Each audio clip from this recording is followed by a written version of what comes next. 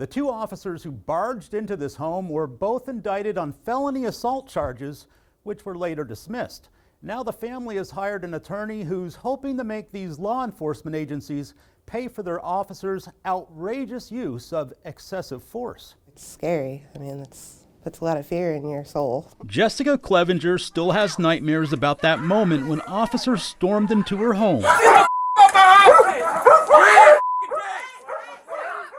My whole world was flipped upside down in a matter of 10 minutes. Now she's suing the officers and the agencies they worked for. And this was just such a violent intrusion into the home.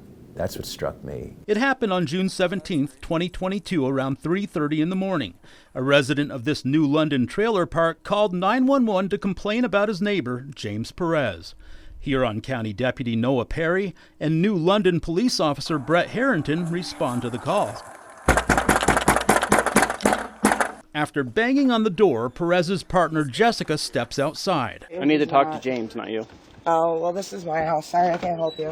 Jessica then tries closing the door, but Perry blocks it with his foot. Are you entering my house without permission? Wow! You're entering my house! James. With no warrant, the two officers come barging in. Get out of my house! What happens next is complete chaos.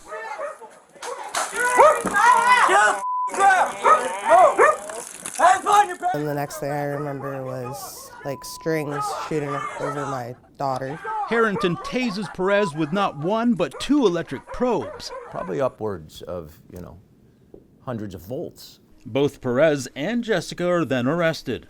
Words can't even explain how I felt that day. Jessica was later released, and charges against Perez were later dismissed. Attorney Nick DiCello reviewed the incident. In this case, the video tells the story, but it was hard not to be shocked by it. DiCello filed a federal lawsuit against the officers and the agencies they worked for. This is as clear of a violation as I think I've ever seen. We think it's a critically important case. DiCello says officers violated the couple's Fourth Amendment rights by entering their home for no apparent reason. Was there any probable cause in this case? No, because they never should have been inside his home in the first place. There was no regard for these people's rights. There's no regard for the sanctity of their home. There's no regard for the well-being of their children. I don't feel like we did anything to deserve the way we were treated that night. DiCello says the couple was also injured by the officers' actions. No force was authorized at all. And then they pushed through, so Jess kind of gets blown back. And it was with enough force that they broke the door. Now Jessica's trying to move on. Scared, a lot of fear, anger. By leaving both the trailer and all of its bad memories behind her. Constant fear every time you see a cop. Are they coming for me? You're traumatized. Yeah, very scared. It was traumatizing. We reached out to the officers and their attorneys, but haven't heard back. They were both indicted on assault charges. Perry was also charged with criminal trespass. He was placed on probation and released this past November. Perry was also terminated in March of 2023.